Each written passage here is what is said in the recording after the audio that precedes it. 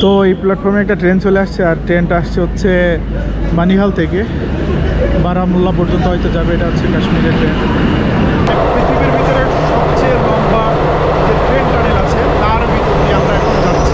এটাকে বলা হয় গ্লেশিয়ার এক্সপ্রেস। সুইজারল্যান্ডের গ্লেশিয়ার এক্সপ্রেসের সাথে তুলনা করা হয়, কারণ দেখুন স্টেশনের বাইরে কি পরিমাণ বরফ পড়ে আছে। গাড়ি এখানে এসে এসে দাঁড়াচ্ছে, সব গাড়িগুলো এখানে দাঁড়ায়, আবার কিছু গাড়ি বেরিয়েও যাচ্ছে, খাওয়া দাওয়া শেষ তাদের।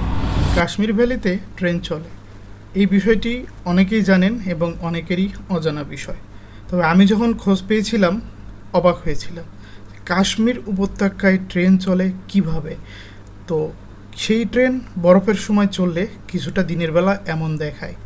তো সেই আক্ষেপটা নিয়ে পেহেলগাম থেকে ফিরছিলাম আমরা অনন্তনাগে, এবং অনন্তনাগ থেকে ইচ্ছা ছিল ট্রেনটা ধরে বানিহাল যাওয়ার।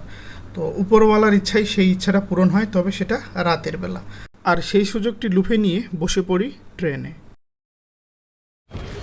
তো বন্ধুরা, এখন আছি হচ্ছে অনন্তনাগ স্টেশনে, আর আজকে চড়বো হচ্ছে কাশ্মীরের ট্রেনে। প্রচুর পরিমাণে ইচ্ছা ছিল যে কাশ্মীরের ট্রেনে চড়বো। আর চলুন, আমরা আর দেরি করবো না। এটা হচ্ছে অনন্তনাগ স্টেশন, আমার সামনে এই হচ্ছে অনন্তনাগ স্টেশন। আমরা এখন যাব হচ্ছে ট্রেনে। তো এই প্ল্যাটফর্মে একটা ট্রেন চলে আসছে, আর ট্রেনটা আসছে হচ্ছে বানিহাল থেকে বারামুল্লা পর্যন্ত হয়তো যাবে। এটা হচ্ছে কাশ্মীরের ট্রেন।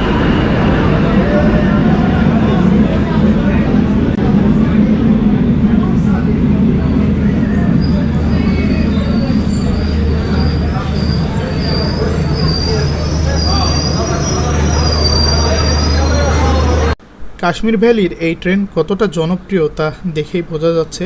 মানুষজন একদম হুমড়ি খেয়ে পড়ছে ট্রেনে ওঠার জন্য। যদিও ট্রেনে অনেকগুলো বগি আছে এবং বসার পর্যাপ্ত ব্যবস্থা আছে। তো আমরাও প্ল্যাটফর্মে টিকিট কেটে অপেক্ষা করতে থাকি, এবং 6:30টার দিকে আমাদের ট্রেন চলে আসে বারামুল্লা থেকে, এবং আমাদের উদ্দেশ্য হয় বানিহাল। আর অনন্তনাগ থেকে বানিহালের দূরত্ব হচ্ছে মাত্র 42 কিলোমিটার। আর এই 42 কিলোমিটার পথের জন্য আমরা ভাড়া দিই 30 রুপি।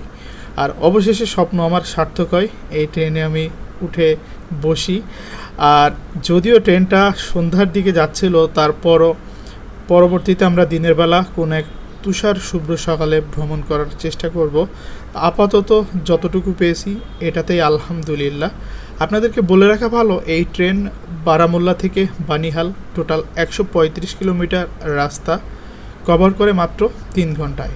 ঘন্টায় 90 কিলোমিটার স্পিডে চলে এই ডিজেল ইলেকট্রিফাই ডেমো ট্রেনটি। আর এই ট্রেনের কিন্তু 15টা হল্ট রয়েছে বারামুল্লা থেকে একদম বানিহাল পর্যন্ত। আপনারা যদি কেউ জম্মু থেকে শ্রীনগর যেতে চান, মাঝপথে যদি ট্রেনে ভ্রমণ করতে চান, তাহলে জম্মু থেকে আপনারা আসার সময় বানিহাল রেল স্টেশনে নামতে পারবেন, এবং বানিহাল থেকে টিকিট কেটে কিন্তু শ্রীনগর পৌঁছে যাবেন। তো দেখতে পাচ্ছেন রাস্তার ধারে কি পরিমাণ বরফ পড়ে আছে এই সন্ধ্যাবেলা, আর সকালবেলা কি অপরূপ দৃশ্য হবে তা বলার বাহিরে। আর এখন পার হব ভারতবর্ষের সবচেয়ে বড় রেল টানেল। এখন হচ্ছে কাশ্মীরের ট্রেনে, লোকাল ট্রেন, আর এই ট্রেনটা যাচ্ছে হচ্ছে ওয়ার্ল্ড লার্জেস্ট ট্রেন টানেল, মানে পৃথিবীর ভিতরে সবচেয়ে লম্বা যে ট্রেন টানেল আছে তার ভিতর দিয়ে আমরা এখন যাচ্ছি। আর আমরা যাবো হচ্ছে বানিহাল। আর এখন বাইরের রাতের কারণে আপনাদের কিছু দেখাতে পারছি না। स्टेशन बहुत प्यारा है। हाँ, हमने देखा था जब उधर से हम ছোট্ট একটা জার্নি করলাম অনন্তনাগ থেকে বানিহাল পর্যন্ত। আর এই ট্রেনের দিনের বেলার ভিডিও দেখলে মানুষ পাগল হয়ে যেত। তো যাই হোক, দিনের বেলার ভিডিও কপালে নেই, রাত্রে ছোট্ট একটা জার্নি করলাম। ইনশাআল্লাহ পরবর্তীতে কোনো দিন যদি হয় আবারও দিনের বেলার এই ট্রেনের ভিডিও করব। এটাকে বলা হয় গ্লেশিয়ার এক্সপ্রেস। সুইজারল্যান্ডের গ্লেশিয়ার এক্সপ্রেসের সাথে তুলনা করা হয়, কারণ দেখুন স্টেশনের বাইরে কি পরিমাণ বরফ পড়ে আছে। তো যাই হোক বন্ধুরা, এই ছিল আজকের কাশ্মীর ভিডিওর শেষ। এখান থেকে যাব হচ্ছে জম্মু। জম্মু থেকে ট্রেন আছে কলকাতা।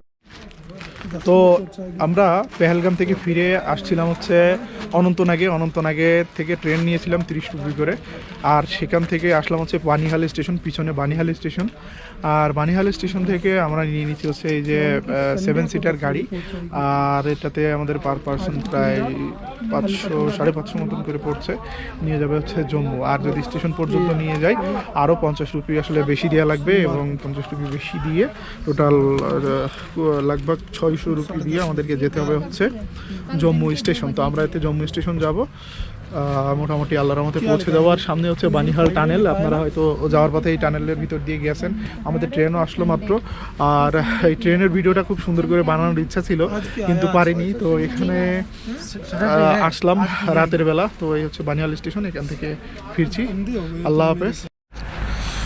তো আমাদের গাড়ি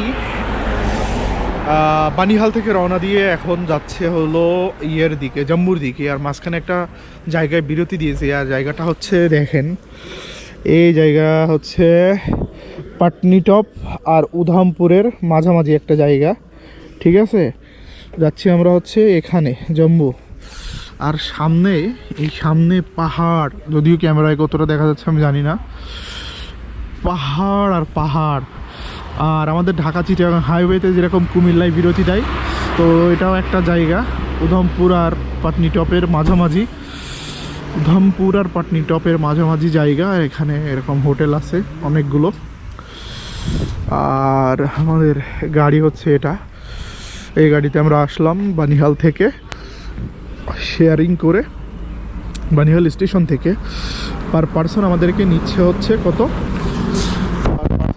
নিচ্ছে আপনার 550 রুপি। সেটা বড় কথা না, সামনে পাহাড় ছিল, অনেক সুন্দর একটা পাহাড়, এই পাহাড়টা দেখানোর জন্য। আর এই জায়গাটা এসে আমার হলো দেশের কুমিল্লার কথা মনে পড়ে গেল, যেখানে রিফ্রেশমেন্টের জন্য সব গাড়ি দাঁড়ায়। আর এই দেখেন পরপর প্রত্যেকটা গাড়ি এখানে এসে দাঁড়াচ্ছে, সব গাড়িগুলো এখানে দাঁড়ায়। আবার কিছু গাড়ি বেরিয়েও যাচ্ছে, খাওয়া দাওয়া শেষ তাদের।